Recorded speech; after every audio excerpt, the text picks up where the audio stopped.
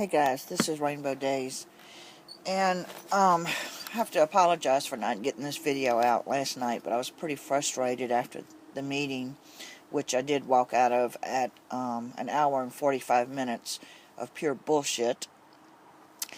But I know people were expecting it, and I felt like I needed to go ahead and post the meeting just for the very point of showing what a complete farce this was. The residents of Bayou Corn, Grand Bayou, Pierpont, Belrose, the entire area, have been starving for answers to health questions. Every meeting that has come up, we've asked questions, and they've been unable to answer the questions. No answers, I don't know, we'll get back to you, or referring us to their website. And the last public meeting, people were pretty upset about that. So we were all very anxious to attend this meeting where our questions were supposedly going to be answered. And we even brought more questions with us because we understood this was going to be a question-answer session type meeting. And DHH and DEQ, who presented this meeting, did a great job of masking all those answers. They, first of all, had a speaker up there that had such a thick French accent, and he admitted this himself at the beginning of the meeting, that you could hardly understand anything he said.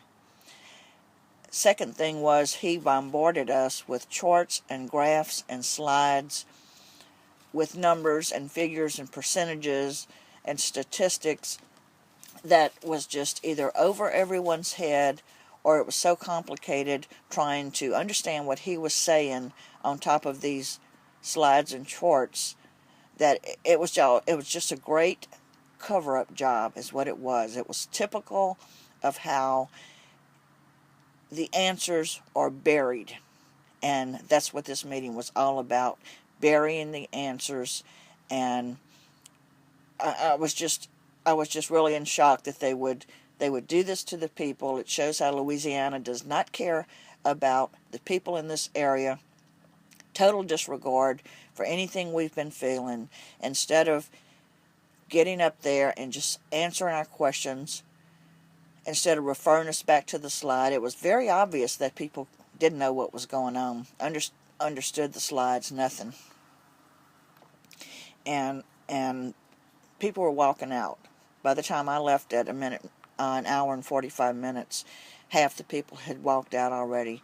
You know, they get someone up there that we can't understand, that is more concerned about telling jokes, you know, trying to create humor. And there's no humor to this situation at all. People went there for answers. People didn't go there for jokes. And people didn't go there to have to strain for 2 hours to understand what was being told to us. And this is just another way they have shown us that they don't care how we feel, you know, what our emotional gamut has been on this. It was just total disregard for the people. But I'm going to go ahead and post a video because maybe some of you can get out of it what I didn't. And I attempted to post it last night, and I was just too frustrated with it and just couldn't deal with it. So, you know, you decide. Again tonight, we have asked Dr. Ratard to come in at our last meeting. There were some questions about health concerns, public health, and so with that, it was asked that we get Dr. Ratard and here tonight to discuss public health issues. So with no further ado, I'll introduce Dr. Ratard. Good evening. First, as soon as I opened my mouth, did you notice anything? I speak funny. Yes. Well, I have an accent. It's a French accent, in case you didn't recognize it. The bad news is that sometimes it's difficult to understand me. That's also the good news, because maybe I have nothing to say.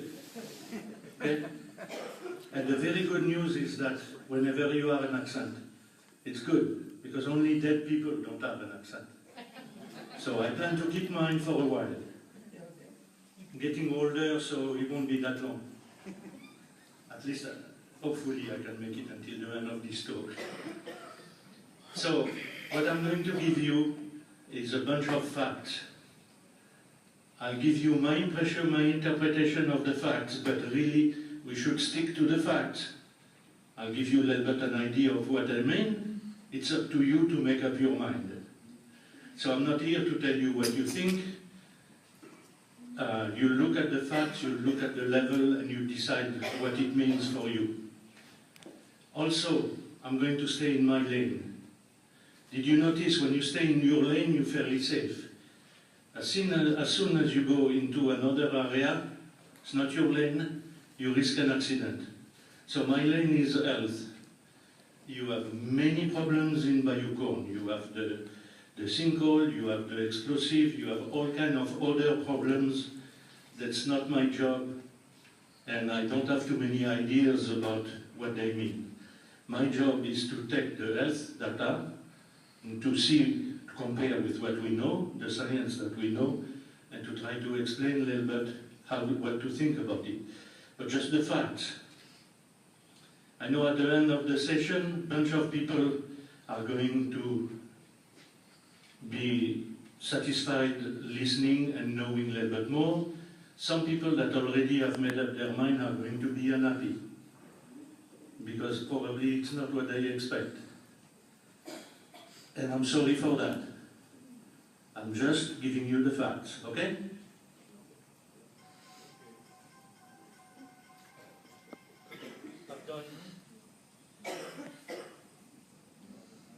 I've done that thing for many years.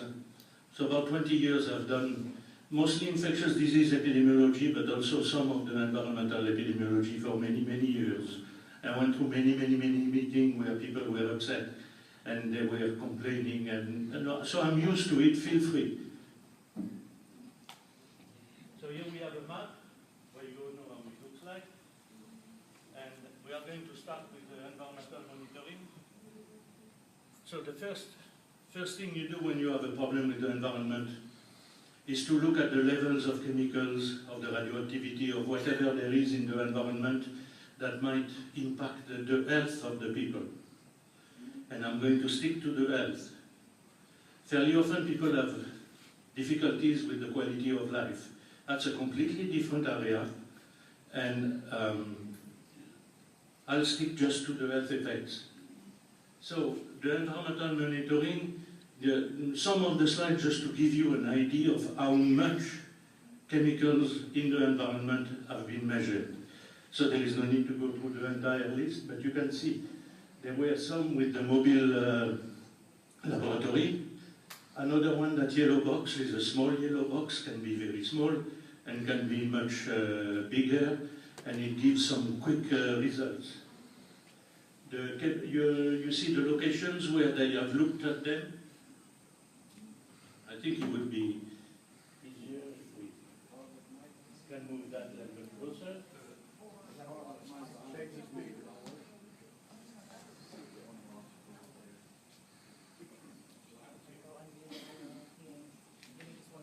Okay. So you look at the locations. You have the ambient air, the bubbles, evacuation area, the well sites, the slurry sites, bubble in the water, Texas brine sites. I mean, they have measured chemical level everywhere. Some of the places where you measure the chemical, the most important is the ambient air, because that's the one you breathe, that's the one that's going to get into your lung. Some of the other sites don't mean that much. If you look at the bubble site, right on top of the bubble, that's going to go and get diluted in the entire air. So it would be the same looking at the tailpipe of a car and looking at the air in the gas station. You can see the tailpipe of the car is going to have a lot more chemical than if you go and measure the air in the gas station. Now the people in the gas station will breathe the air of the gas station. They don't have their nose right on the tailpipe. So some of the measurements are more useful to understand the health consequences than you know, some of the other ones. So the bubbles are interesting because you know what's coming out, but nobody breathes the bubble. What you breathe is the air that's outside. So we are going to emphasize mostly the results that can impact your health, the air, the ambient air that goes into your land.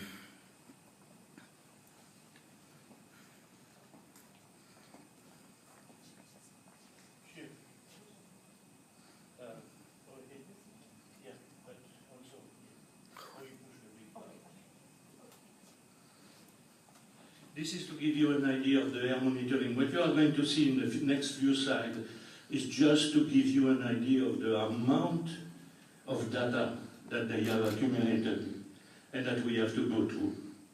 So here you have an idea of the air monitoring, and there are pages and pages. I'll have a summary at the end. So next. This is, you can see here a lot more detail. You can see the list of all the chemicals that they have analyzed. Some are more important than others. And I'm going to go through a few of them. You are going to go see, I've picked out those that usually are the most important, and that would be benzene, toluene, ethylbenzene, and xylene. And fairly often we summarize that as BTEX. And there are a few others. So you can see here the list of the one and the a concentration in parts per billion. A part per billion, so it's a very, very small quantity. If you want to get an idea, look at one flea for one elephant. So part per billion can be by weight, or it can be by volume. When it's by volume, that's what we put ppb and a V. So a part per billion is by one flea for one elephant. That does not tell you much. Even a small part per billion could kill somebody. So always when we are going to give you some results for you to look at the facts, I'll give you some example of how much do we find in a regular household, how much do we find in the city, how much do we find in the rural area, and you can compare that with what was found in the Bayou Corn area. So we go to the next one. So you can see that there were long list of chemicals. And here, from that kind of sample, there was 3,955. And on each sample, you have a long list of chemicals that was measured. Because these machines are made not to look, some of them look at one chemical, some of them are going to look at a list of 20 chemicals. And so what we have to do is to try to pick out those chemicals that are more representative, that are more likely to cause health problems, so you can compare what's going on. So next. Then we looked also, so you have monitoring of the air, and that's probably the more important. Then you have monitoring of the bubbles. And here you can see the chemical, and fairly often you are going to see throughout the slides, the chemical of concern. You have to pick some of them. You cannot go through the 30 of them and try to evaluate. So we pick the benzene, toluene, ethylbenzene, and xylene. You can see that at the bubble site, in one of the time where they looked at what was inside the bubble, you would have 0 to 32 parts per billion of benzene. Now, to compare that, to give you an idea of how much is that, in the car tailpipe, you have an average of 12. And of course, it depends on the car. If you look at the cars from the 70s, the 80s, it was about 100 times more than that. But the newer car with the catalytic converter will have lowered the amount of benzene, for example, that goes out. So you have the second one, the toluene, it's 34 to 1,000. What you find in the air around the gas station, 2,400. In a busy traffic area, you have 350 parts per billion. When you have toluene, especially when you do the fingernails. Well, obviously not everybody does their fingernails and put varnish on them, but some people do. So it's just, all that is to give you an idea, because just a number does not tell you much. If you It allows you to compare and to see. 800 to 2,400. And after application of the fingernail varnish, it goes down to 50 to 270. Which ones are these hazardous to your health? Any of these hazardous to your health? Dose makes the poison. The quantity makes the poison. All of them? Anything, even water, can poison you. I don't know if you remember, about a few years ago there was a contest where people had to drink water and hold it. There was a lady that was drinking pure, good water, and she died. Because if you drink too much water at a time, it's going to produce an imbalance, and she died of drinking too much water. Of course, water is not toxic, it's very useful, and unless you are crazy to go into a contest like that, water will not kill you. But there is one principle, is that any product could be toxic, it's the dose. So you can see the toluene, for example. So you look at very small dose and you have no idea. And throughout here you are going to see examples of how much chemicals we are exposed to. And so you can compare. That comparison is always, so yes, benzene is toxic, water is toxic, not so much. Benzene is a lot more toxic. So a very small quantity is going to cause problem. Toluene much less toxic, but still could be toxic. So everything is about the quantity. And the quantity is measured by the concentration. How much per kilo of ground, or per gram of ground, how much per liter of water, or per liter of air, for example. Yep. What about long-term exposure? Small doses during a long period of time.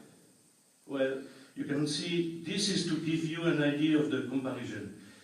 Then you have two ways to look at it. Okay, I have a chemical is at such a concentration. So is that going to do me some harm? First, we can compare with how much of these things we see every day. So you have an idea of the gas station inside the car. Again, at the gas station, to give you an idea of the bubble versus a tailpipe. How much you see in the gas station. The other way, guidelines with certain numbers. How much of benzene could you tolerate for a period of 15 minutes? How much for 1 day? How much for 2 weeks? And how much for 1 year?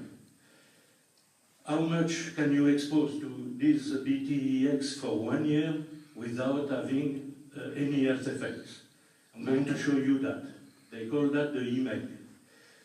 For a long-term exposure. So what I chose is the one that you can be exposed to for 1 year without any health effects, according to the toxicologist, to the books of toxicology you find everywhere.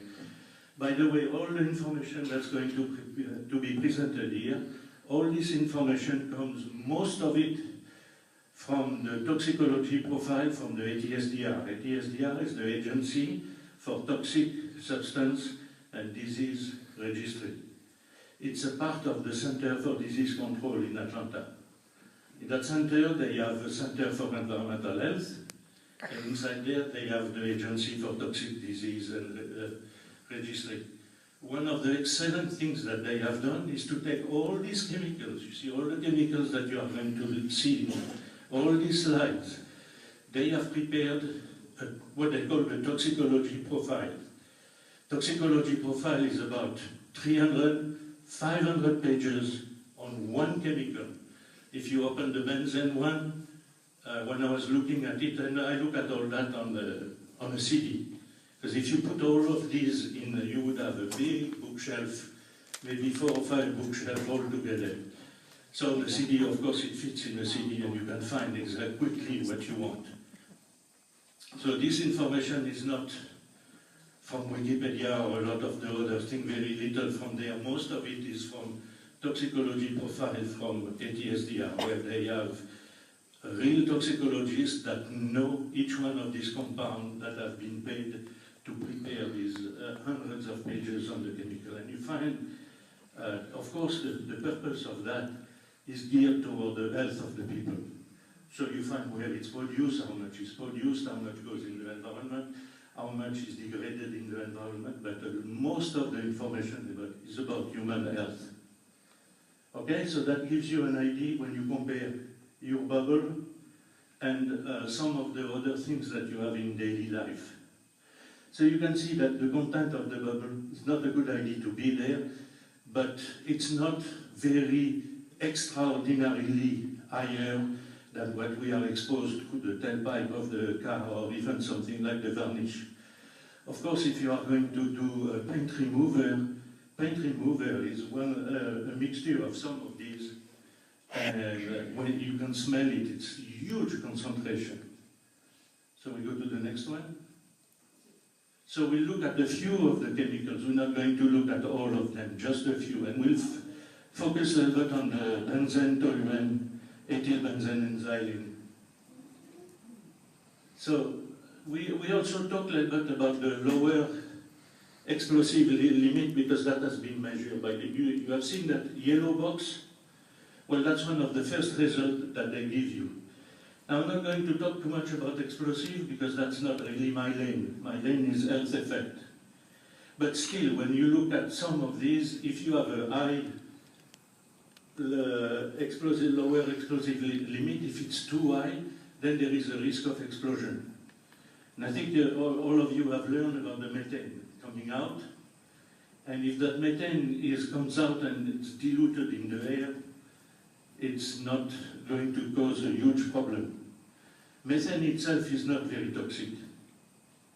But if methane is in an enclosed area, two things can happen. If you have too much methane, you don't have enough oxygen, you don't have the gas that you need to survive, and you are going to be asphyxiated. But that would be, you would have to be in a small enclosed place, and the methane is there. Also, the other risk of, the major risk of methane is that without reaching the point where it's going to rob you of your oxygen, that methane is going to be explosive if you have a spark, if you have a match or something like that. And that's the main risk of methane. Now, if methane comes out and it's diluted quickly in the atmosphere, it's not very toxic by itself. You cannot compare the toxicity of methane with benzene, for example. Benzene, a lot more toxic. Methane, you would have to have, be in a bag full of methane and you cannot breathe. That's probably where it's going to do you in. So, explosive risk, don't ask me too much. It's close to, we cannot ignore it, and it's a main problem, but you have other people that know a lot more about that than I do. Okay, we go to the next one. Next one, you hear a lot about VOC, volatile organic chemical, and that's a very, very generic term. It's all the chemicals that are going to be volatile. So there are many chemical families. Of course, your benzene, toluene, the BTEX is an important component, but that's not the only one. So in the VOC, you have some that are very toxic, you have some that are less toxic. So you would have volatile organic compound. Okay, there are many of them. You have natural ones, and they are produced by plants, by the main compound. Some are produced, for instance, by molds. You can see an area that's wet. When you have an area that's very wet, the molds are going to grow. And sometimes you can smell something. A lot of the smell comes from the volatile organic chemicals that the molds are going to put out. That smell, usually, the smell from the mold is not very toxic, but still, the smell can inconvenience you, and although it's very, very, very small quantities, they're not going to trigger cancer or something like that, but they can irritate your eyes. And then if people are allergic to some of these volatile organic chemicals, some of the more complicated ones, they can develop an allergy, and then they can have asthma, they can have other allergic reaction that could be serious. And then you have the human-made volatile organic chemical, and they have, I'd say hundreds, probably thousands of them. And here you have a few examples. The paint, the coatings, tetrachloroethylene. I mean, if you bring your clothes to a dry cleaner, they come back. If you have a good nose, you are going to smell something. And the best is to let it vent. So they used in dry cleaning industry, the gasoline, of course, a whole lot of volatile organic chemicals, the automobile exhaust. You have benzene, you have a few examples, and I'll give you a lot more examples when we talk about the health effects. Okay. These volatile organic chemicals also are very common. In everything that you spray fairly often, they are going to have some of the VOC, or in perfumes will have a lot of the volatile organic chemical. And in a perfume, not only you have the thing that causes the pleasant odor, but you have all kinds of chemical propellant and things like that. The other one that's of a lot of concern is hydrogen sulfide. It's colorless, it could be very poisonous, and as usual, it's the dose that makes the poison. The flammable gas, and you recognize it as the foul odor of the rotten egg. And so the result of the bacterial breakdown, let's go slightly heavier than air. And if you have a mixture with air, it could be explosive. And you have some amount in crude petroleum and natural gas. And next. One that's important is the one of the nose there. Well, that one does not come from the toxicology profile. I go to Google and I try to find an image of a big nose. And that's the biggest nose I could find in Google. Now our nose it's very, very good. Our nose is much better than a lot of the chemical detectors that we have. And some, you can find a lot of different measurements, but it looks like those people that are the most sensitive to hydrogen sulfide can detect it almost 1,000 less than what a machine can detect. Now, some people don't have a very good nose, and they are going to detect it at maybe 1/10 of the machine. I mean, my nose is not very good. I go in many places, I couldn't find anything. I could smell anything unusual. I have a woman in our team. She probably has the best nose that there is in our team. She can smell things that nobody else couldn't smell. Now, I'm going to tell you that, and I am ashamed to admit, but once in a while, I smoke a cigar. Please don't repeat it, because that does not look good. You work for the health department and you smoke a cigar. I mean, so let's keep it fairly quiet. I have one in our staff that if I smoked a cigar in the car 2 weeks ago, she can still smell it. And I don't smoke a cigar very often, maybe 2-3 times a year. I don't think it's going to kill me, but hey, we'll see. So, depending on your nose, hydrogen sulfide will not surprise you. You will smell it, and it's going to be unpleasant. And then you can see the different quantity, and you can see, you can have death after a single breath. That's what at the bottom. And at the very top, you have the odor threshold. And these are parts per million. So 1 part per million is 1,000 parts per billion. So you can see the levels. Of course, hydrogen sulfide is a toxic gas, but you can see the range of the different concentration and what they can do. And we put you here also some of the borderline concentration for the eye irritation, acceptable ceiling for established by OSHA. So also all these regulations you will have. It's okay for somebody to be exposed to such a dose for 15 minutes, but not more than 15 minutes. And then you can go for 1 day, you can go for a week. And as I told you later, I'll show you where I put it, the safe dose for 1 year. That means you could live with that dose without any effect. And I'll explain that a little bit more in the next.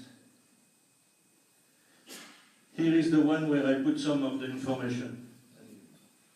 What I I need to do, well, yeah, it seems to work. Of course, I have to have my nose line on it, and if they have some chemicals inside there, which I wouldn't be surprised, if I start to speak funny, I blame it on the microphone. Okay, here you have the compounds. Still, the four that you are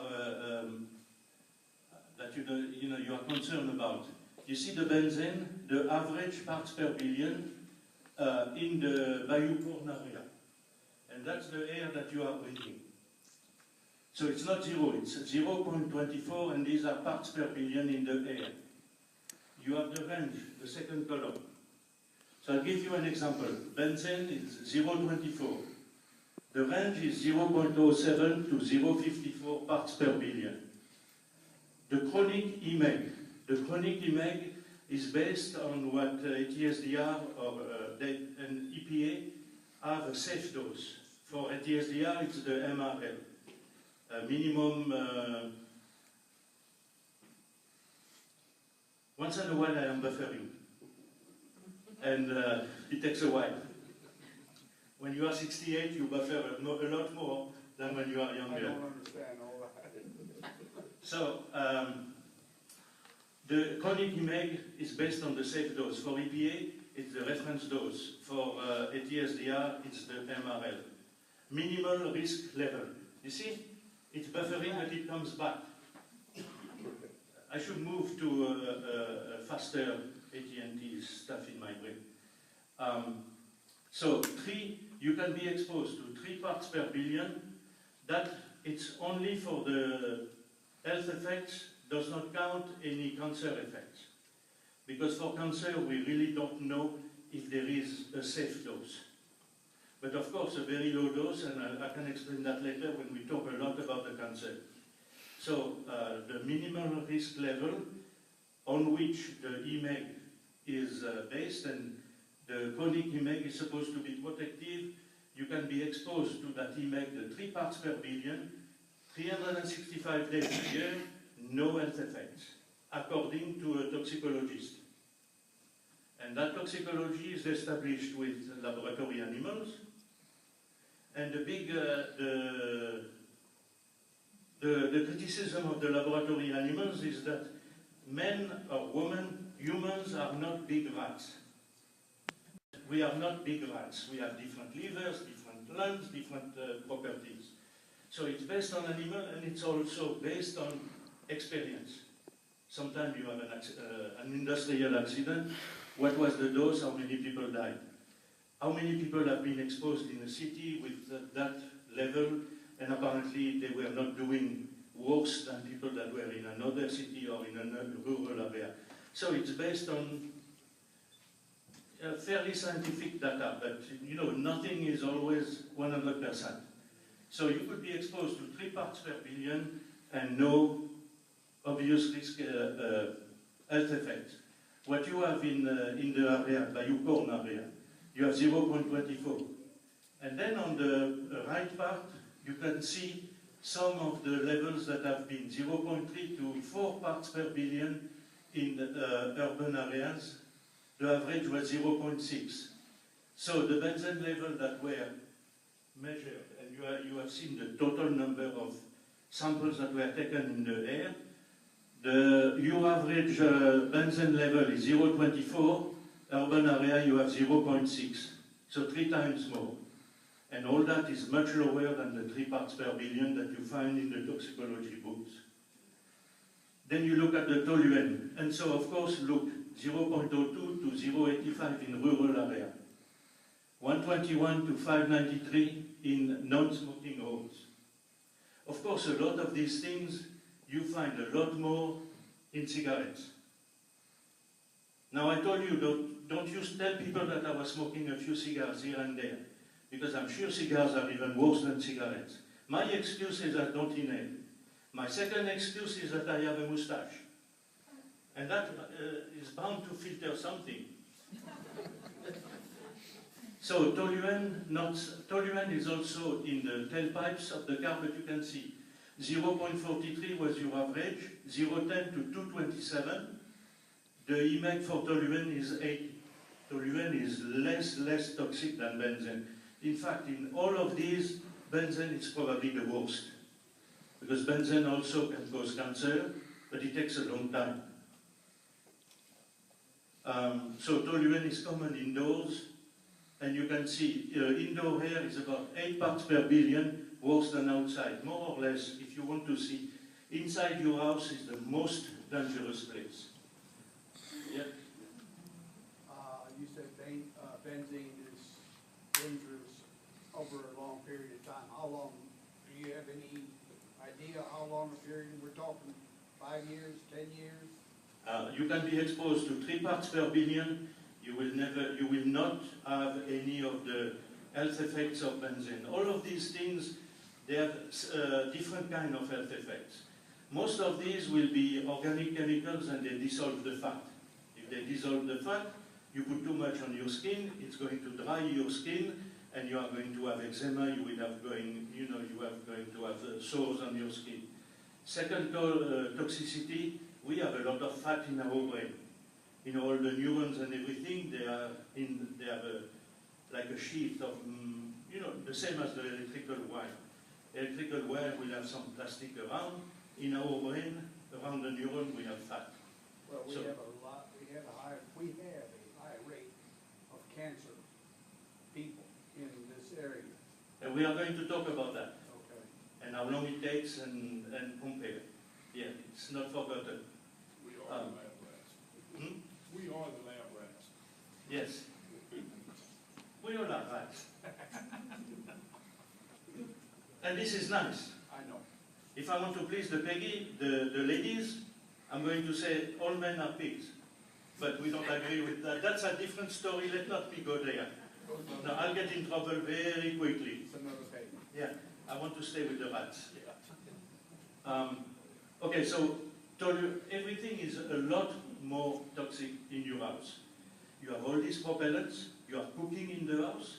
When you cook, you are going to bring the meat at a high temperature. You do polyaromatic hydrocarbon. You are going to do a lot of things. So to go back to benzene, it dissolves the fat. So by dissolving the fat, if you inhale too much, you'll get some on the blood. Of course, you'll get rid of it in the blood. You are going to detoxify, but it's going to stay, so it's going to go to the brain. First thing, you have inhibitory, excitatory. So at first, you will be a little calmer, and then it's going to depress. It's going to be depressing the nervous system, and then that's when you have the serious effect. But that's at fairly high level. Then benzene has some extra toxicity.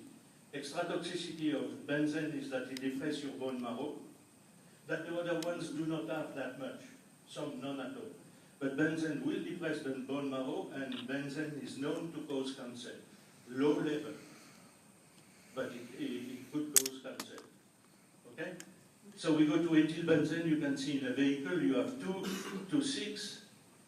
In the air, what you have there in the rural, in the Bayou-Corn area, 0.5 from 0 to 4. Then you have the xylene, meta, para, orthoxylene. These are different, where the radical on the side of the, all these are hexagonal things, chemicals that form an hexagon.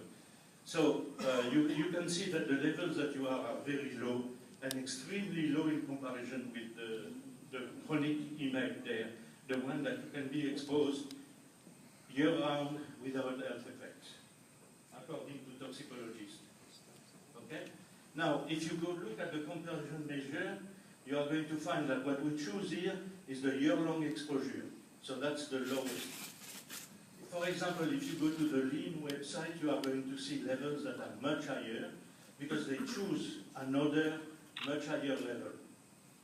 So it would make you feel better. But what I wanted to show you is that the lowest recommendation, and to show you that what you are exposed to in comparison of what the toxicologists say it's safe, except for cancer risk, it's safe year-round. So you have that here. It does not. My impression is that what you have compared very well to rural areas that you have everywhere. So the worst is always your house. Then not as good is what you have in a city. particularly if you live across a big busy street, but even in a remote area. And then you have the rural area where you have a lot less. Okay, and then we go to the next one. And the next one is still more of the same, and we could spend a lot of time going. You have styrene, you have carbon tetrachloride, you have the chloromethane. Tetrachloroethylene is the one that you find in the at the cleaners. So when you look at what the levels of this chemical you were exposed to, they were lower than the safe level for a 1-year exposure. For a year-long exposure, meaning every year you can be exposed to that. And they are comparable not to the city, not to indoor, they are comparable to what you have in a rural area. It does not seem like it's much. If you don't, these are the facts, you draw your own conclusion. Next. Then we go to odors. Of course, a lot of people think odors, you have a tendency to say odors, it's just it smells bad, but it's not a big deal. The reality is that, yeah, sometimes it smells bad and it's not a big deal. But you have some odors that are not very friendly to you, and they are going to make you nauseated, and they are going to make your life a little bit miserable. And obviously, these odors are very, very low level. Take hydrogen sulfide. It's a fairly nasty odor. It's not going to explode in your face. It's not going to, make you drop down dead. But if you have to smell that all year round, not very pleasant, and I put some of the effect that you can expect, it's going to make you, you will have vomiting. Do I have that next maybe? Yeah. It's going to irritate your throat, cough, chest tightness, drowsiness, mood change, decreased ability, that decrease as the odor ceases, some behavioral change. They may trigger, of course, asthma, hypersensitivity, depression, /induced illnesses. It depends on how intense the odor is. It also, how long is the odor. You can have a bad odor for a few minutes, for 15 minutes, for maybe 1 day. But if it's day after day after day, all day long, it's going to cause some problem. It's not going to make your stomach rupture, but I've been to some toilets where just looking at the toilet was not very friendly, and then, I step back, I step all the way where I think I can reach. And sometimes that was not long enough. So then there was the wall of the toilet. And this is another thing that I should be telling you. But, so odors it can be a very serious problem. It depends how intense and how long. Next. Okay, then we were going to go to health. Any questions about the chemicals? How many of them are in our area?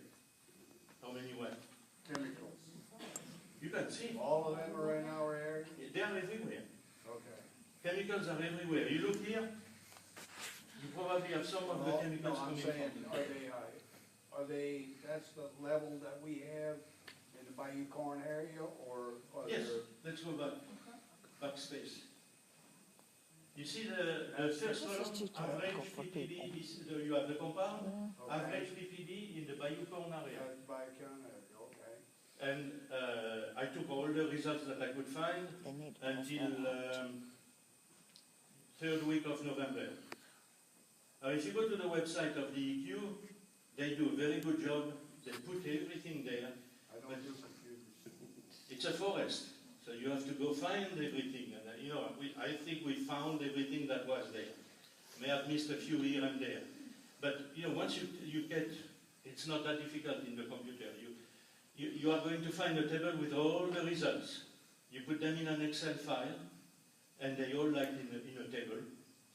And then Excel is nice because next page you have the pivot table where you are going to put the chemical. It figures out the smallest, the highest, the average, and even the standard deviation.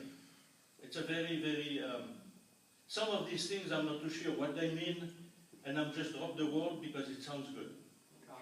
Complicated. Yeah, it sounds complicated, and I think it's complicated, and I'm not sure I understand everything. But, so it's fairly easy, finally, with the computer to digest and process all the results. You know, the 3,900 samples, it's 3,900 samples. On each sample, you have seen the list of chemicals that was there. So based on what we see up there, would you say that we're not, the air we're breathing at Bayou Corn is not causing any ill effects? These are the facts. Now, if you ask me, I would prefer to be in Bayou Corn than in a busy intersection in Baton Rouge. Okay, thank you. But that's, it's up to you, you make up your mind. You have the numbers here, and you have the comparisons. But you're the expert, we're not, so we're listening to you, so we need a little input, like Baton Rouge is worse than it is here as far as breathable chemicals. That's what he just I would said. add, but that's also something I should add. It goes beyond the chemicals in Baton Rouge. And I'm not going to go any further. Okay. What about long term in Bayou Corn? Long term in Bayou Corn, you can I see, mean, 24 hours a day, 7 days a week, you just stay there and live there. you can see benzene, 3 parts per billion is okay year round. But it fluctuates, so Yeah, with the fluctuation, that's why we put the range, 0.07 to 0.54, the highest that I could find in what I found. So let's suppose that it was the highest. We are not big rats. We have different livers, different lungs, different properties. So it's based on animal, and it's also based on experience. Sometimes you have an industrial accident. What was the dose? How many people died? How many people have been exposed in a city with that level, and apparently they were not doing worse than people that were in another city or in a rural area. So it's based on fairly scientific data, but you know, nothing is always 100%. So you could be exposed to 3 parts per billion and no obvious risk health effects. What you have in the area, Bayou Corn area, you have 0.24. And then on the right part, you can see some of the levels that have been 0.3 to 4 parts per billion in urban areas. The average was 0.6. So the benzene level that were measured, and you have seen the total number of samples that were taken in the air. Your average benzene level is 0.24. Urban area, you have 0.6. So 3 times more. And all that is much lower than the 3 parts per billion that you find in the toxicology books. Then you look at the toluene. And so, of course, look, 0.02 to 0.85 in rural area. 121 to 593 in non-smoking homes. Of course, a lot of these things, you find a lot more in cigarettes. Now, I told you, don't you tell people that I was smoking a few cigars here and there, because I'm sure cigars are even worse than cigarettes. My excuse is I don't inhale. My second excuse is that I have a mustache. And that is bound to filter something. So toluene is also in the tailpipes of the car, but you can see 0.43 was your average, 0.10 to 227. The EMEG for toluene is 80. Toluene is less toxic than benzene. In fact, in all of these, benzene is probably the worst. Because benzene also can cause cancer, but it takes a long time. So toluene is common indoors, and you can see indoor air is about 8 parts per billion, worse than outside, more or less. If you want to see, inside your house is the most dangerous place. Yeah. You said benzene is dangerous over a long period of time. How long, do you have any idea how long a period we're talking? 5 years, 10 years? You can be exposed to 3 parts per billion. You will not have any of the health effects of benzene. All of these things, they have different kind of health effects. Most of these will be organic chemicals and they dissolve the fat. If they dissolve the fat, you put too much on your skin, it's going to dry your skin, and you are going to have eczema, you are going to have sores on your skin. Second toxicity, we have a lot of fat in our brain. In all the neurons and everything, they have like a sheath of, the same as the electrical wire. Electrical wire will have some plastic around. In our brain, around the neuron, we have fat.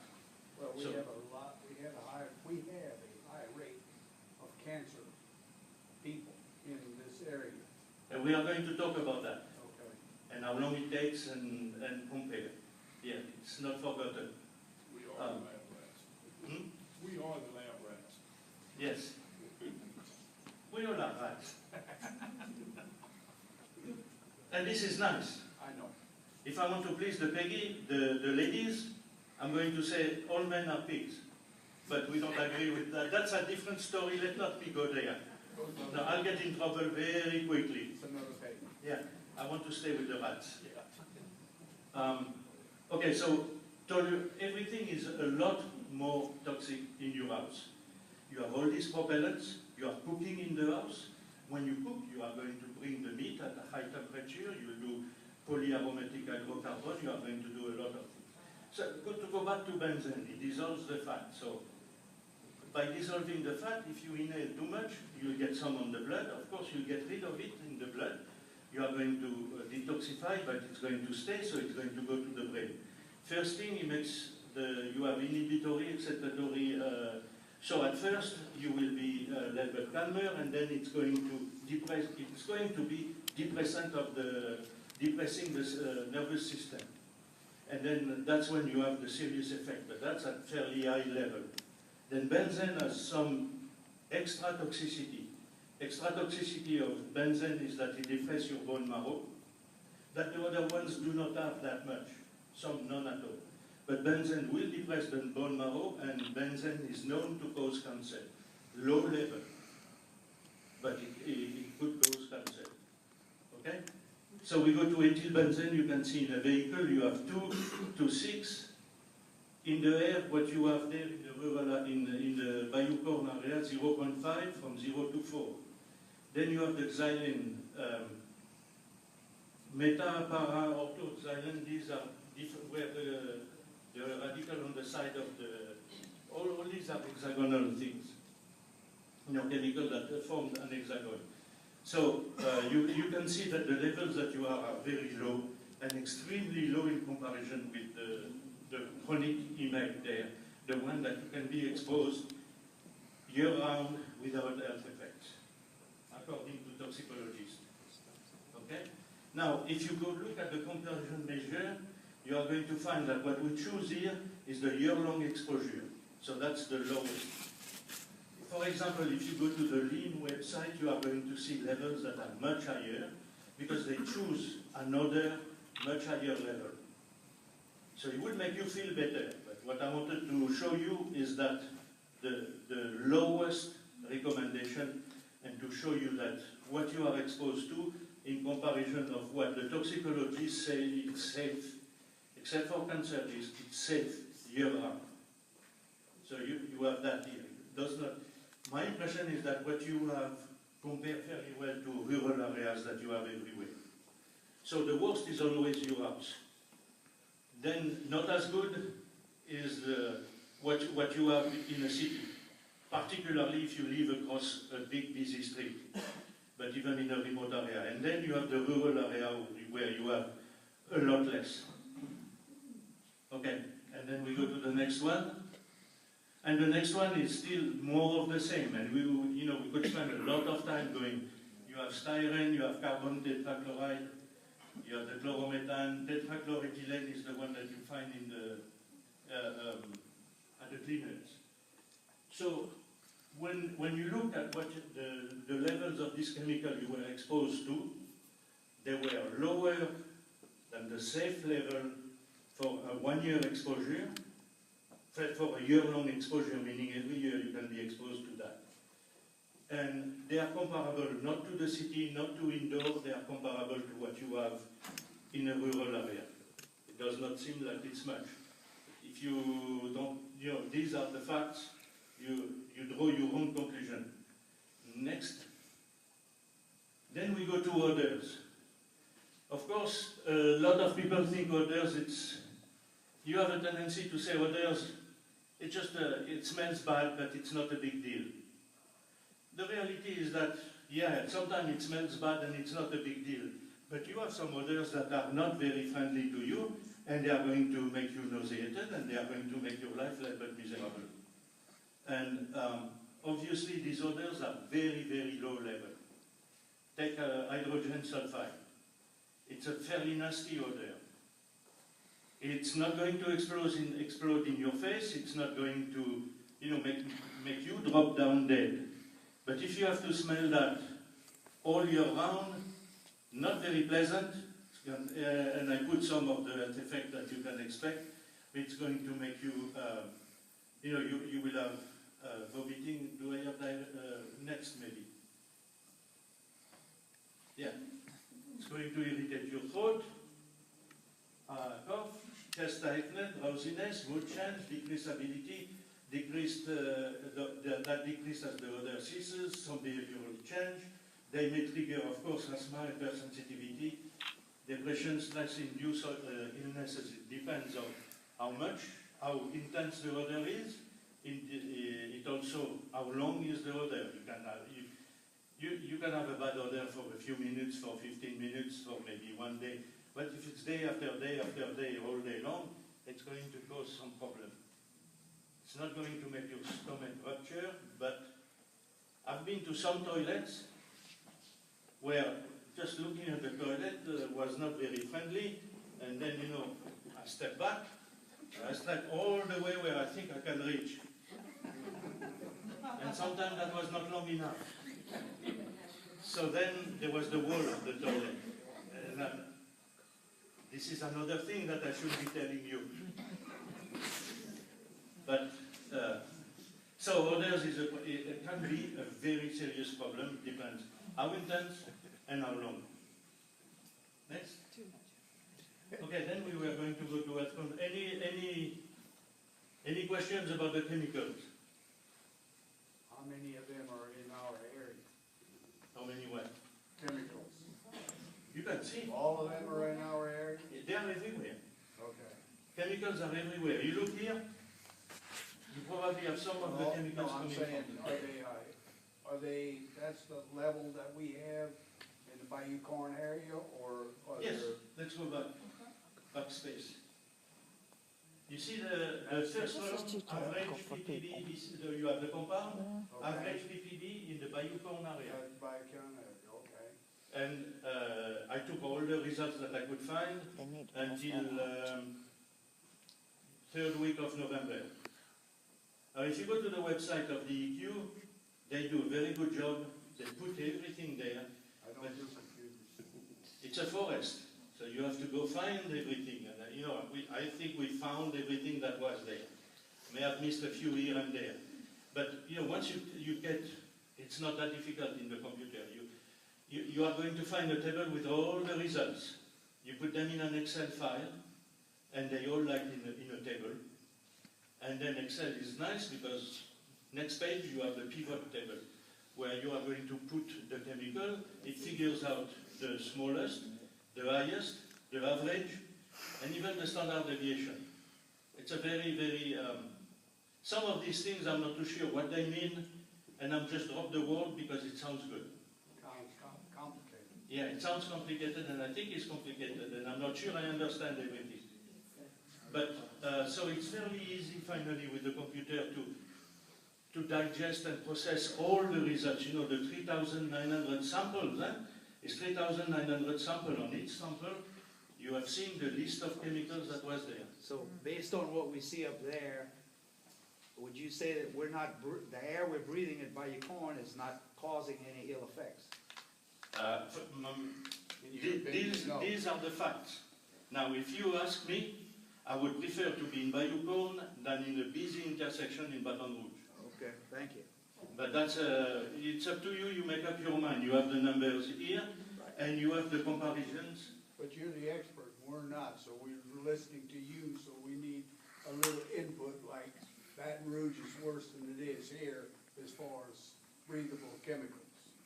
That's what he just I would said. add, but that's also something I should add. It goes beyond the chemicals in Baton Rouge. And I'm not going to go any further. Okay. What about long term in Bayou Corn? Long term in Bayou Corn, you can I see, mean, 24 hours a day, 7 days a week, you just stay there and live there. you can see benzene, 3 parts per billion is okay year round. But then it fluctuates, so Yeah, with the fluctuation, that's why we put the range, 0.07 to 0.54, the highest that I could find in what I found. So let's suppose that it was the highest. Or you have 25% headache instead of 17. How do you use that? What is it going to prove? I've had nothing. One is going to say it's in excess because of this. Another one would say, well, you know, 17, 25% is no big deal.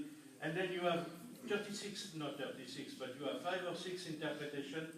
You have wasted a lot of time, and you don't have an answer.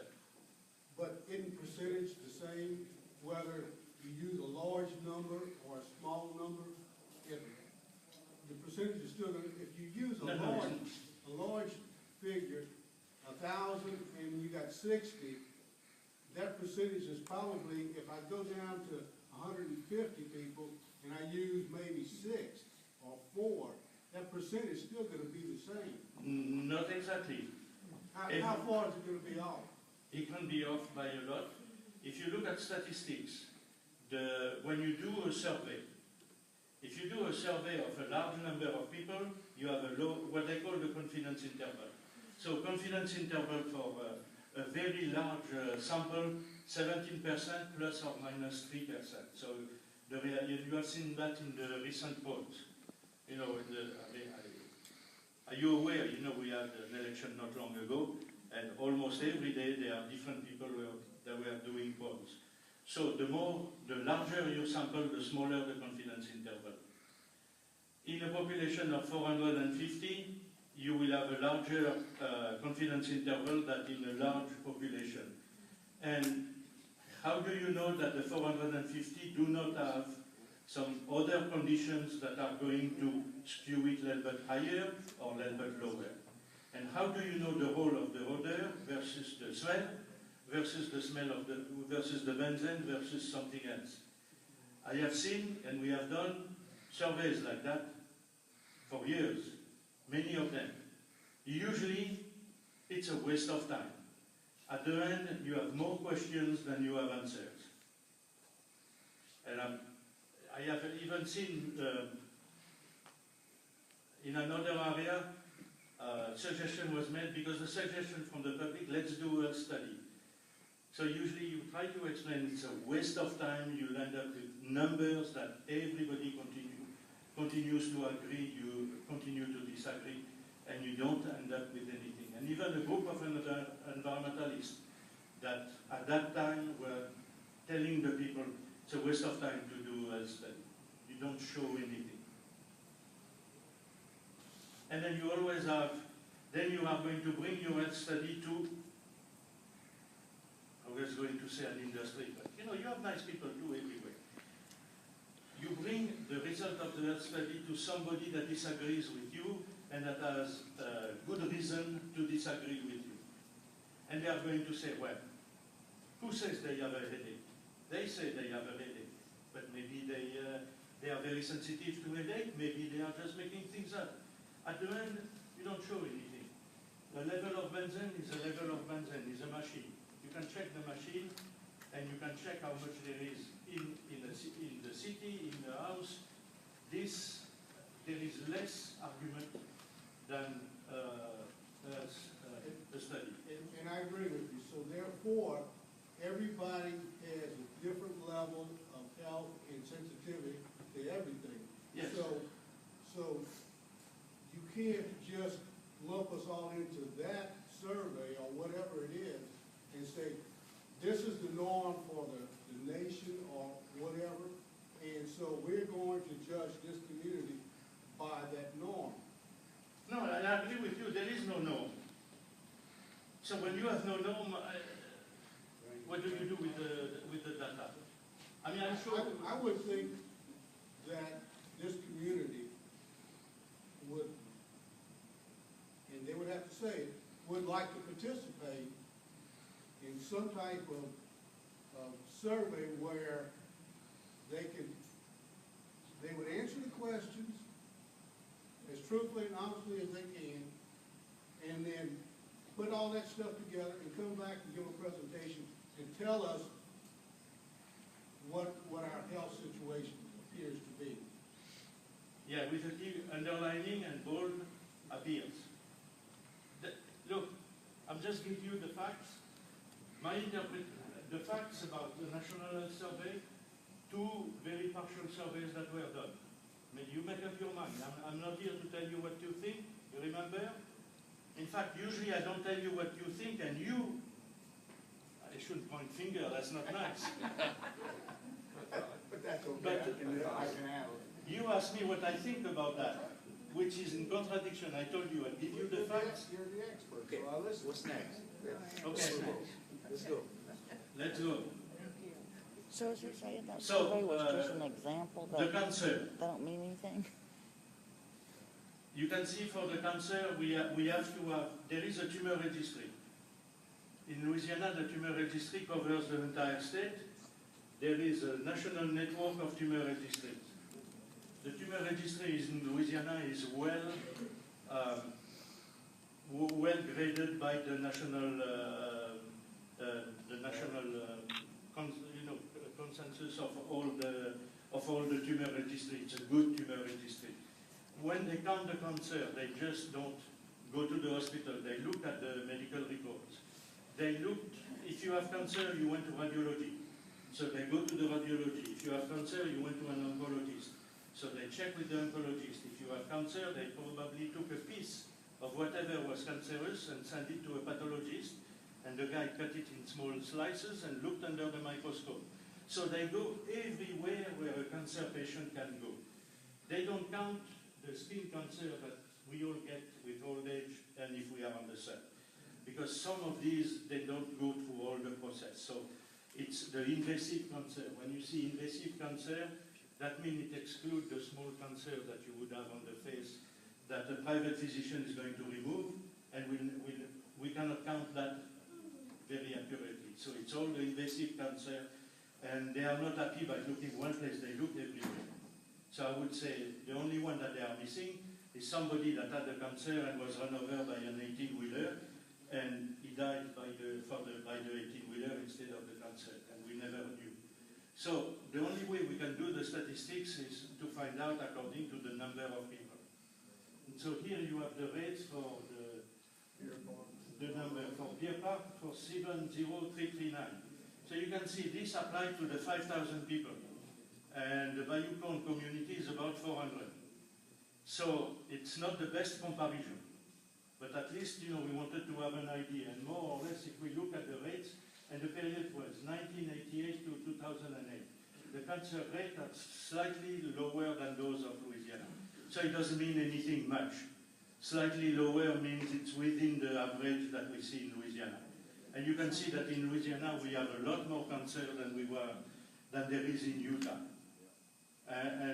So different states have different rates, and probably a lot of it, you'll see something later, I'll show you the interpretation. So incidence is the number of new cases per 100,000 population. So it does not look like here, it's much higher than somewhere else in Louisiana. Okay, so can you break down the types of cancer in that? Hmm? Break down the types of cancer? Yes, it's connected. Okay. The computer read your mind Yeah, good. and put it. So the second thing you want to do, so you may have a normal rate of cancer, but what if all the cancers that you have, your cancers are low, but it's all an lymphoma. A lymphoma is not a very common cancer. So you want to look at the distribution of cancer. First, cancer is we'll talk about that later. It's a fairly common disease. If you look at the cancer, the most common are usually the lung, the prostate for the male, the breast for the female, the colon, the colon and the colorectal cancer. Okay? And so what you want to look is to have to compare the cancer rate, to see if there is not one cancer that sticks out, there is a lot more. And then you would have to think why there is that specific cancer. So if you look at it for the 2 zip codes, that's not Bayou-Corn area, that's the 2 zip codes that are around. You can see the lung, nothing sticks out very much. Lung, prostate, breast, colon, and rectum. That's your 4 big ones. Then after you have kidney, bladder, the skin melanoma, the stomach, pancreas, leukemia, liver, thyroid, corpus uterus. All that is from 1988 to 2008. No. Also, you don't get, if you are exposed to cancer-causing agent, you don't get cancer the next day. I mean, the best example is a cigarette. Somebody starts smoking cigarette at age 16, and they develop cancer when they are 60. So some of the cancer will go faster, maybe 5 years, 10 years, and then you get cancer. Some of the cancer are going to be very slow. Start smoking a lot, and it's only when you are in the 60s, the 70s that you develop the cancer. So it's usually a very, very long period of time. But it's not all of them the same amount of time. So if we look at the distribution of cancer, there is nothing extraordinary. It follows the pattern that you would expect in Louisiana. Some is going to be lower, some is going to be slightly higher, but the general distribution is about the same. And we go to the next one. Well, excuse me. Let's talk breast cancer. A rather large difference between 39 and 41 zones. You know, 49 in the treatment. 49.3 in one and 72 in the other. That's not significant? That's what they're for. You have 64 parishes. You have more than 64 zip codes, but if you have 64 parishes, some of them are going to be higher, some of them are going to be lower, and there is no clear explanation why. And differences like that. Yeah, look at the skin melanoma. You see them all the time. A lot of the study is trying to understand. I'll show you a few more slides from the American Cancer Society and the National Cancer Institute. Well, you didn't answer his question. The question is, 72 is much higher than 49.3. Yes, Isn't that significant? you see that all the time. Well, then I guess the question is what should that number be before it begins? You begin to ask the question, why is there a difference? Yeah, you can ask the questions, and the questions were asked in some $10 million were spent in Long Island, for example, in the late 90s. Not 10 million, $130 million were spent in the Long Island study of breast cancer. It's fairly well known. If you want to look at the detail, you just Google breast cancer, Long Island, and you are going to see. After $130 million spent, because somebody had alerted the Congress people and there were laws, $130 million, and there is no answer. The suspicion was it was the pesticide. And so you have a huge amount of discussion, and there was no answer. But you said that the conclusion was what? An asbesticide? Well, they thought it could be a pesticide, and it was not confirmed. Okay. Now I'll give you another example. In the good old days, when we say the good old days, when people were, there was no good regulations for industrial protection of workers, bunch of people were going into the big vats that were full of vinyl chloride. And so the people would go inside, they wear masks, but they were not that good because it was a long time ago and they really didn't understand all what we know now in those days. What happened is that these people that were inside the vats full of vinyl chloride, when they went inside they were empty and they were cleaning them up. These people came up with an angiosarcoma of the liver, a very unusual cancer. You have the other example of mesothelioma and exposure to asbestos. So you have sometimes There are studies, particularly in the industrial world, where the exposure are huge. I mean, you get somebody to go inside the vinyl chloride vat, and it's a huge exposure.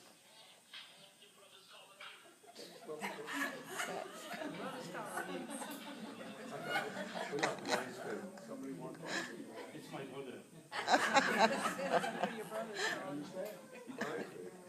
Oh, that's funny. And the way I have to turn it off is that if I don't turn it off, 20 phone calls within half an hour. See, I don't carry a cell phone either. You are right. Yes. If I can make an observation, that's per 100,000 people. Yes. And if I saw the zip code a while ago, there were about 4,000. So Yes. if you look at that amount of people per 100,000, if you broke that down to 4,000, you'd be looking at, on the 72, you'd be looking at 2.9 people. On the 49, you'd be looking at 2 people.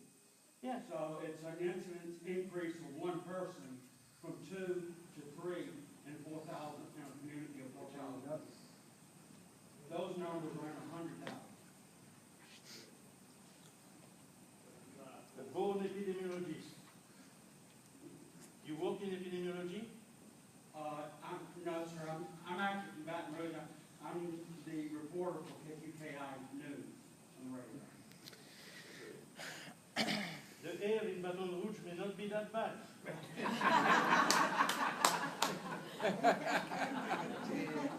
Conclusion number 1. Conclusion Bye, number 2. What do People they in, call that, cover your back? people in the media can be useful. What else you got? Yes. Got anything else? Yeah. I want to tell you.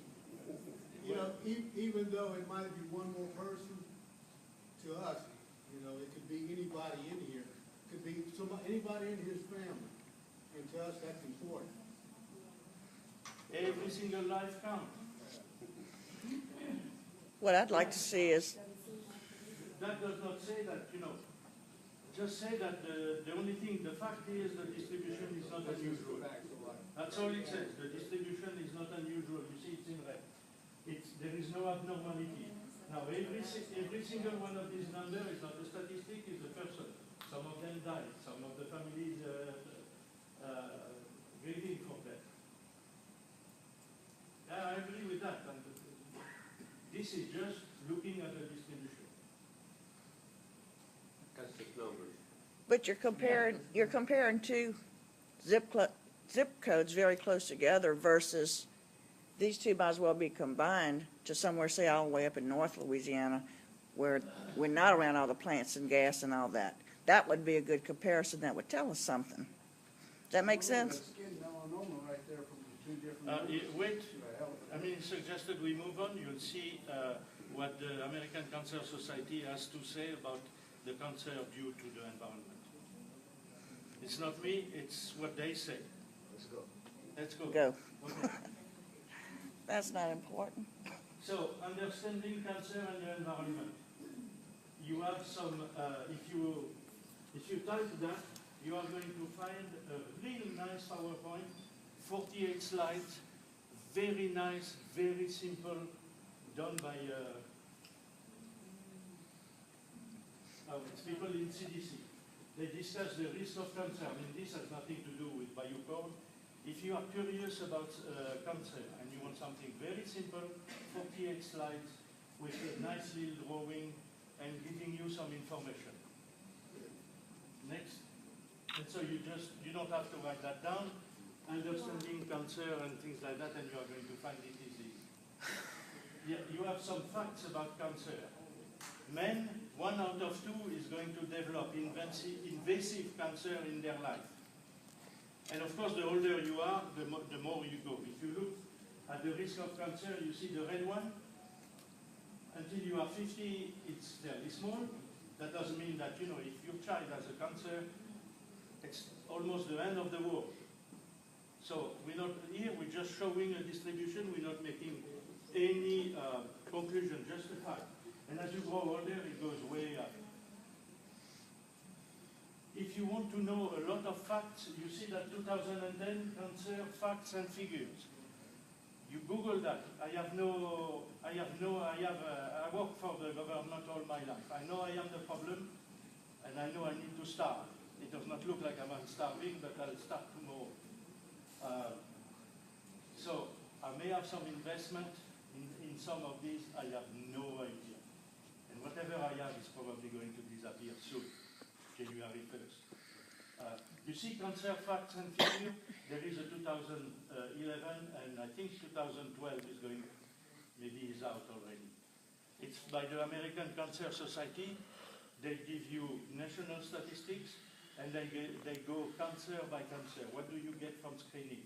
What are the treatment? What are the progresses? I mean, all kind of information that are fairly useful, and it's the American Cancer Society. You can download it from the computer for free. It's about 60, 80 pages. So if you are interested, I would say the PowerPoint. The second thing would be that cancer facts and figures. You put it in Google. That's why I told you I was a poor man, because you put, and I'm not advertising for Google. You put it in Google, cancer facts and figures is going to show up, and then you can download it or save it, and when you have a hard time sleeping, go look at it. Then of course, you won't sleep at all. If you are older than 50.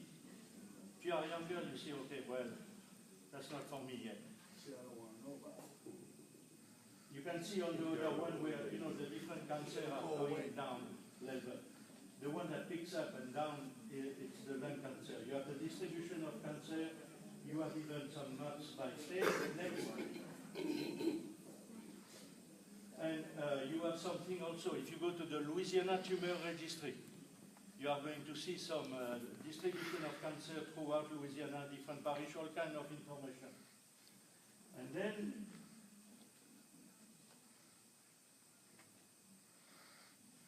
and don't yell at me, I didn't write that.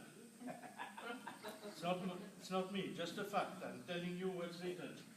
Exposure to carcinogenic agent in occupational, community, and other settings is thought to account for a relatively small percentage of cancer deaths, about 4% from occupational exposures, and 2% from environmental pollutants, meaning man-made and natural occurring.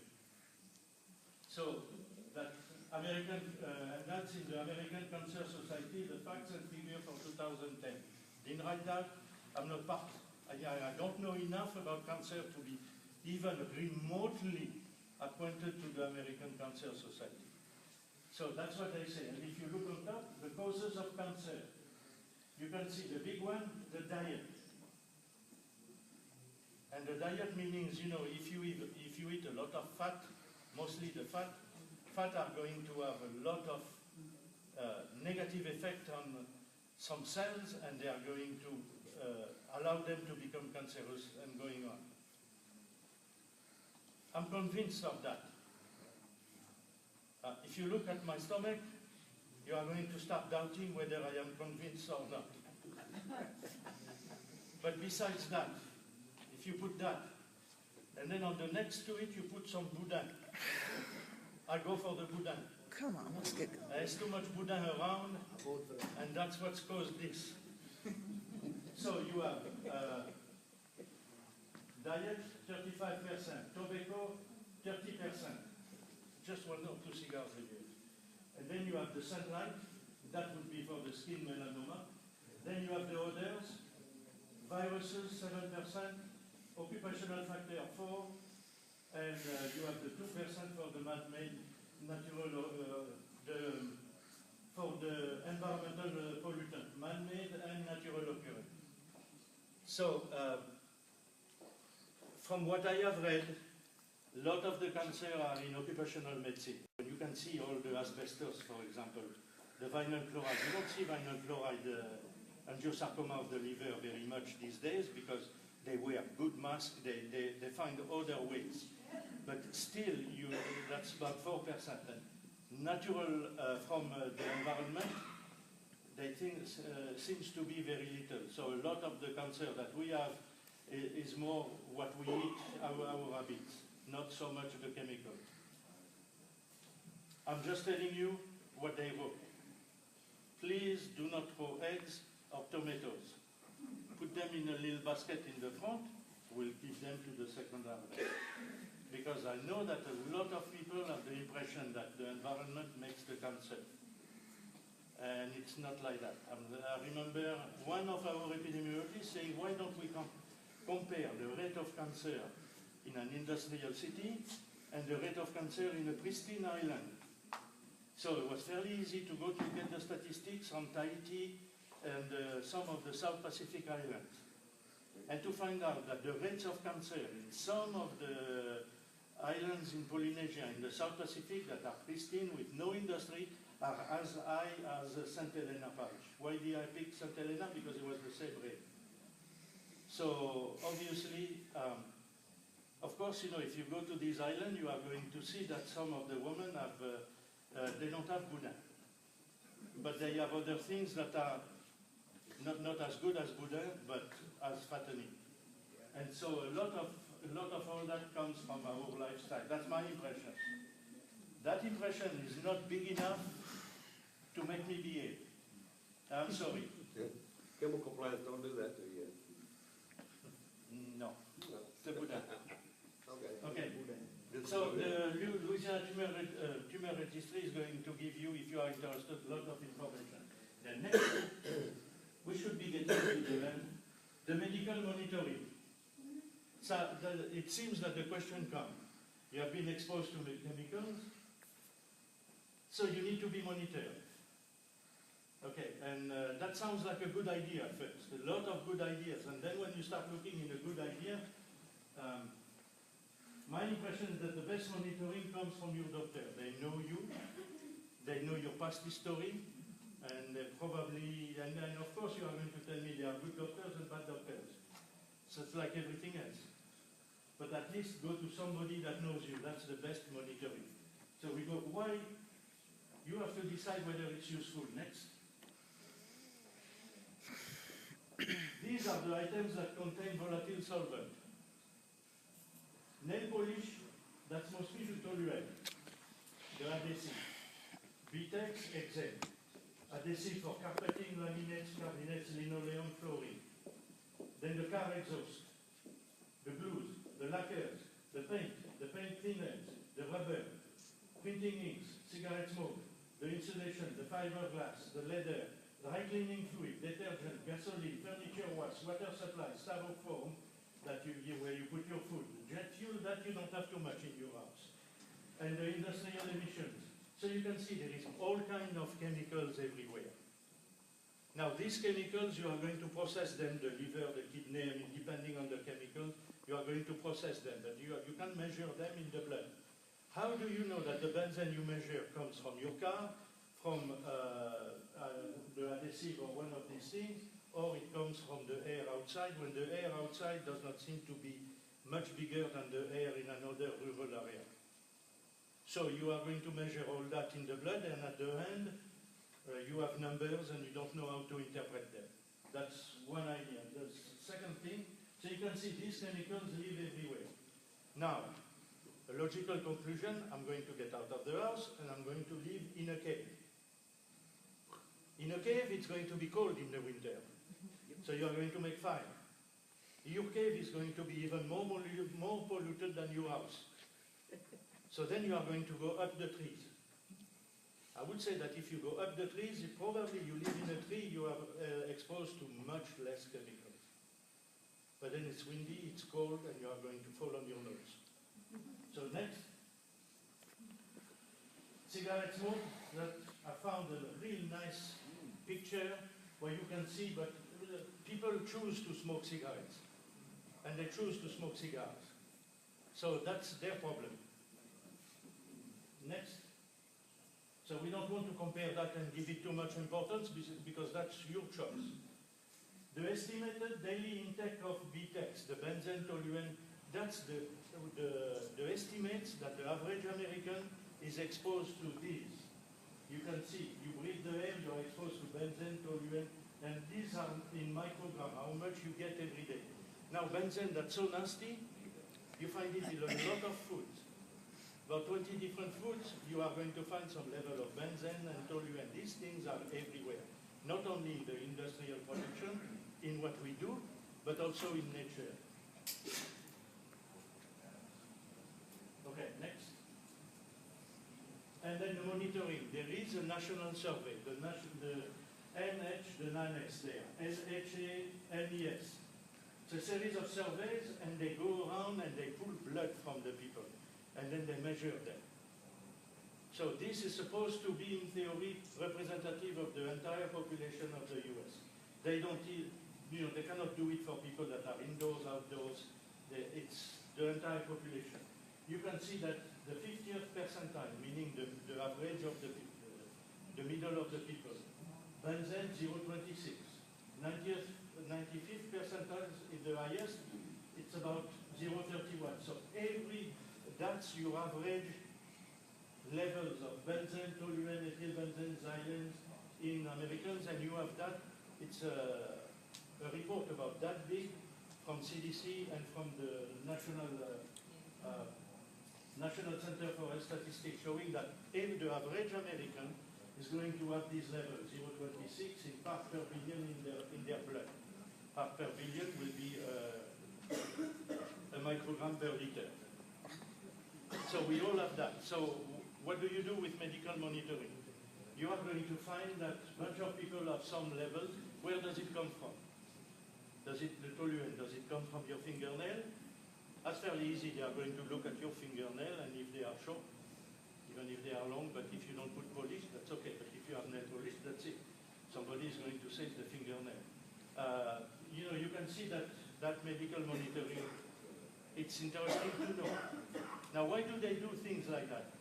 They do things like that, and it's fairly useful. In the 80s, the 70s and the 80s, when you start putting a measurement in the tailpipe of the car, you would have levels that were 100 times higher than they are now. The level of benzene, toluene.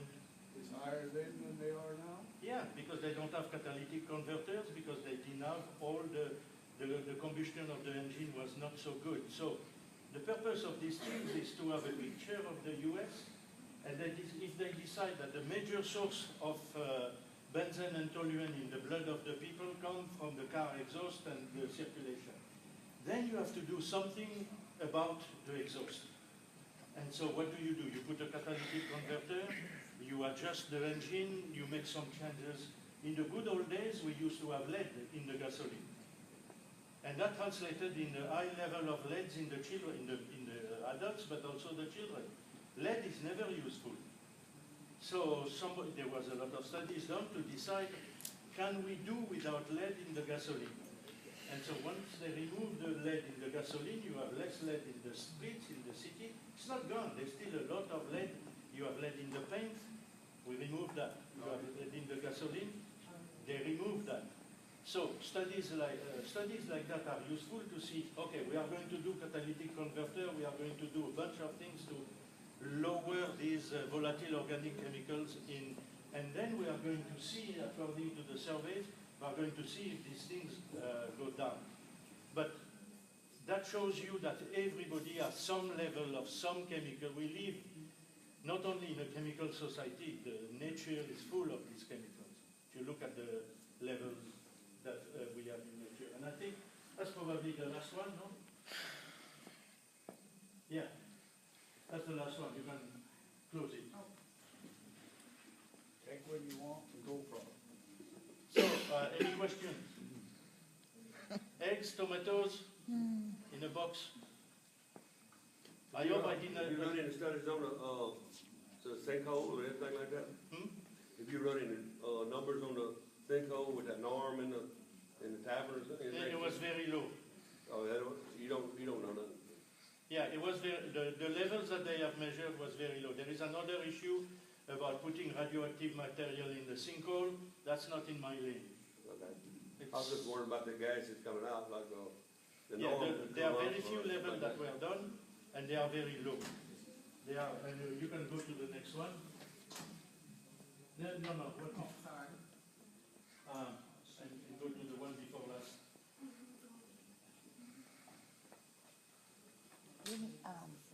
Bob, isn't DEQ supposed to talk to?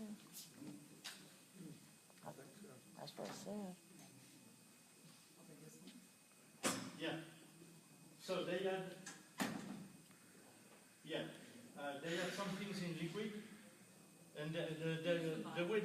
measured it was in picocurie per liter if something was in a liquid, or picocurie per gram.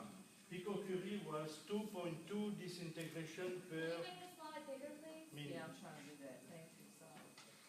And use the mic too. Yeah, you put it at the custom slideshow. Second one from the left, the top left. Second from the top left. This one. Second from the top left. This one. From the current slide, yes. Actually, if you look on the bottom screen right next to 66%, it looks like a little screen. Slide it over to the right. Right there. The little, no, right next to the percentage. Go to the right. Yes. Right there. Ah, thank you. Okay. So a picocurie is a measure of the number of disintegration. Pico means milli is 1 in 1,000.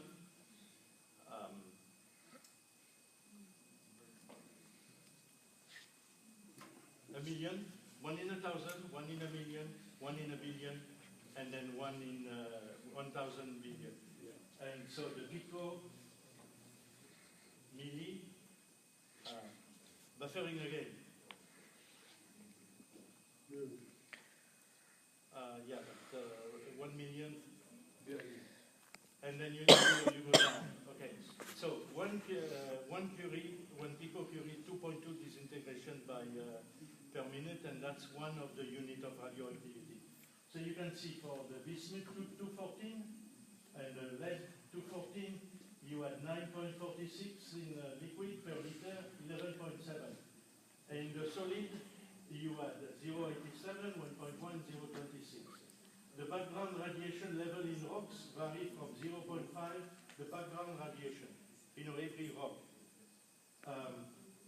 in the order of 0.5 to 5. So it didn't look like it was very high. And then on the other side, for the aqueous phase, you have some numbers that you can easily find on the website. The salad oil is 4,900 picocurie per liter. So then you are going to say, okay, I don't eat salad anymore, I'm going to eat steaks. Okay.